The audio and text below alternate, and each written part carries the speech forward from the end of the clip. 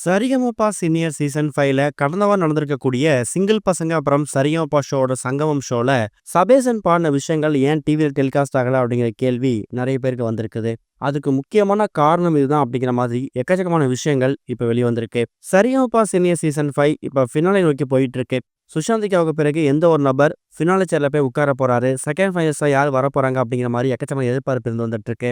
இந்த மாதிரி சுச்சுவேஷன்ல டிக்கெட் டு ஃபினாலேக்கான 2வது ரவுண்டுல எந்த ஒரு நபரையும் சூஸ் பண்ணாம சிங்கர் ஸ்ரீனிவாஸ் அந்த வாரத்தை ஸ்கிப் பண்ணிட்டாரு. 3வது வாரத்திலேயாவது செகண்ட் ஃபைனல்ஸ் சூஸ் பண்ணுவாங்க அப்படின்னு பார்க்கும்போது அங்கதான் இன்னொரு ட்விஸ்ட கொடுத்துட்டாங்க. தீபாவளி ஸ்பெஷலா சிங்கிள் பசங்க அப்புறம் சரிகமபா டீம் இவங்க 2 பேரும் சேர்ந்து ஒரு சங்கமம் ஷோ ஒன்று நடத்திருக்காங்க.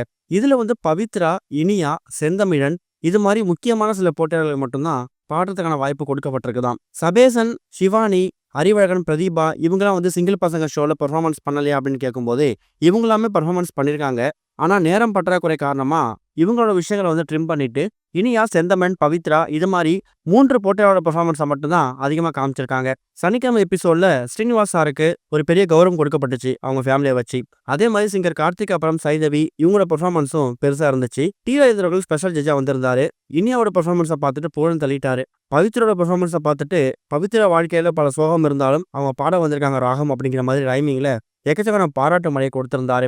இப்படி எல்லாருமே பெர்ஃபார்மன்ஸை குவிக்கும் போது சபேஷோட பெர்ஃபார்மன்ஸை ஏன் காமிக்கல, அட்லீஸ்ட் செந்தமிழுக்கு பதிலாவோ இனியாவுக்கு பதிலாவோ சபேஷோட பெர்ஃபார்மன்ஸ் காமிச்சிருக்கலாம்ல அப்படிங்கிற மாதிரி ரசிகர்கள் அவங்க ஆதங்கத்தை பதிவு பண்ண ஆரம்பிச்சிருக்காங்க.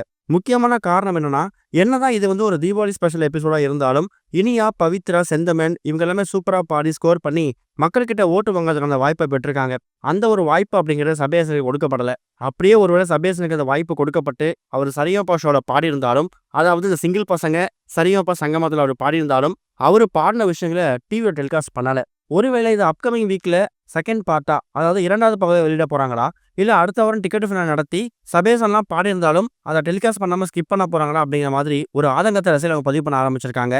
எது எப்படி இருந்தாலும் சபேசன் நல்லா பாடிடக்கூடிய விஷயங்கள்ல டெலிகாஸ்ட் பண்ணியிருக்கலாம். இந்த சிங்கிள் பசங்க சரிகமபா ஷோவுக்கான சங்கமத்துல சபேசனோட பெர்ஃபார்மன்ஸை வெளியிட்டிருக்கலாம் அப்படிங்கிற மாதிரியும் எக்கச்சக்கமான கருத்துக்களை இப்ப ரசிகர்கள் பதிவு பண்ண ஆரம்பிச்சிருக்காங்க.